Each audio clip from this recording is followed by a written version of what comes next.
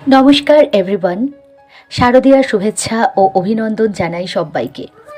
এই উৎসব যেন আনে তোমার জীবনে সুখ, শান্তি আর নতুন আশার আলো।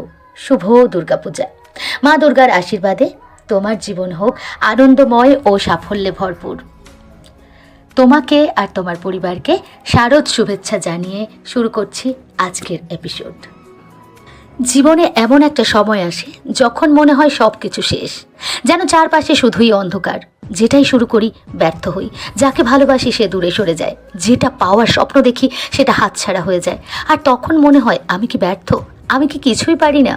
কিন্তু আজ আমি তোমাকে একটা কথা বলতে এসেছি, তুমি এখনও থামোনি। এটাই তোমার সবচেয়ে বড় শক্তি। জীবন কখনোই সহজ ছিল না। কোনো বীর, কোনো সফল মানুষ, কোনো শিল্পী, কোনো বিজ্ঞানী কেউই সহজ পথে সফল হয়নি।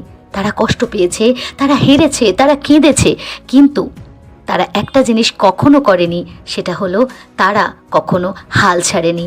আজ তুমি যদি ক্লান্ত থাকো সেটাই প্রমাণ করে তুমি চেষ্টা করছো। আজ তুমি যদি ভেঙে পড়ো সেটাই প্রমাণ করে তোমার ভেতর অনুভব করার ক্ষমতা আছে। আজ তুমি যদি চুপ করে থাকো তার মানে তুমি নিজের সাথে যুদ্ধ করছো। আর এই নীরব যুদ্ধটাই তো সবচেয়ে কঠিন। কেউ তোমাকে বলতে পারে তুমি তো কিছুই পারো না, কেউ তোমার স্বপ্ন নিয়ে হাসতে পারে, কিন্তু মনে রেখো তোমার স্বপ্ন তুমি দেখেছো, ওরা নয়। তাই ওরা তোমার গল্পটা জানে না। ওরা জানে না তুমি কতটা কষ্ট পেয়েও আবার উঠে দাঁড়ানোর সাহস রাখো।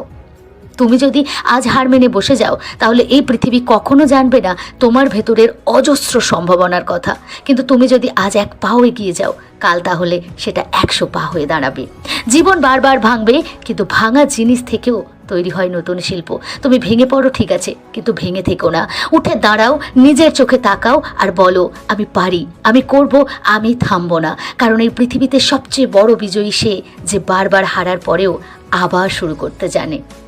ডিয়ার অ্যাসপিরেন্টস, তাই আজ থেকেই শুরু করো একটা ভালো অভ্যাস, একটা নতুন সিদ্ধান্ত, একটা ছোট্ট চেষ্টাও হবে বড় পরিবর্তনের শুরু। এই জীবন একটাই জীবন, তাকে গড়ে তোলো তোমার মতো করে। তাকে দিও এমন একটা গল্প যেটা একদিন সবাই বলতে চাইবে। এবার আসি ইন্টারভিউ প্রস্তুতি পর্বে। ইন্টারভিউ প্রস্তুতি নেওয়া মানে শুধু প্রশ্নের উত্তর মুখস্থ করা নয়, বরং নিজেকে এমনভাবে তৈরি করা যেন তুমি আত্মবিশ্বাসের সাথে প্রফেশনালি এবং বাস্তব অভিজ্ঞতার আলোকে কথা বলতে পারো। নিজের সম্পর্কে একটা পরিষ্কার ধারণা তৈরি করো।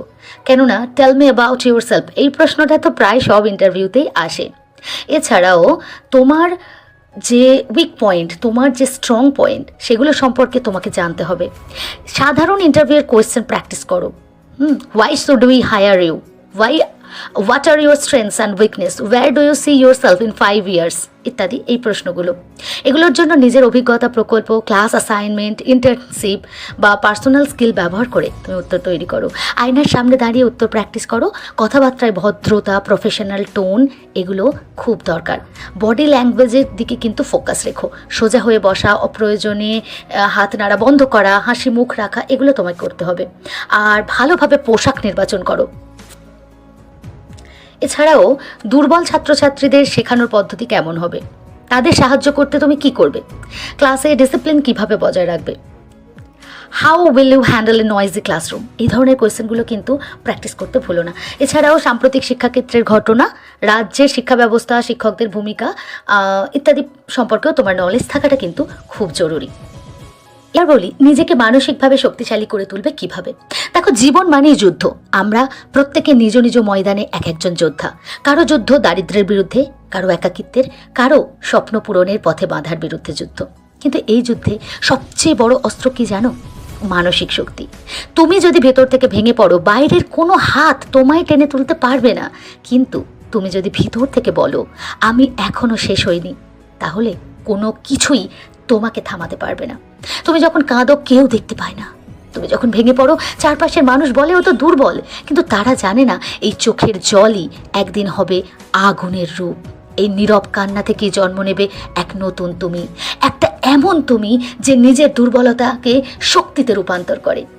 নিজেকে গ্রহণ করো তুমি যেমন, তোমার জীবনের ভুলগুলো যেমন, সব কিছু মেনে নাও।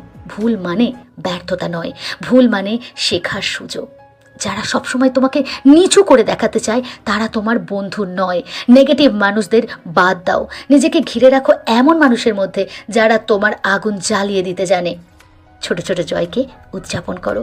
আজ যদি একটা কাজ ঠিকঠাক করো সেটাই একটা জয়। নিজেকে বাহবা দাও, নিজেকে সম্মান করো। ছোট জয়ই একদিন বড় বিজয়ের দিকে নিয়ে যায়। নিজেকে প্রশ্ন করো, আমি কি থেমে যাব নাকি আবার শুরু করব? প্রতিদিন সকালে উঠে নিজেকে বলো, আমি লড়াই করব, আমি হাল ছাড়ব না, আমি এই জীবনকে বদলে ফেলব। ভয়কে ভয় না পেয়ে বন্ধু বানাও।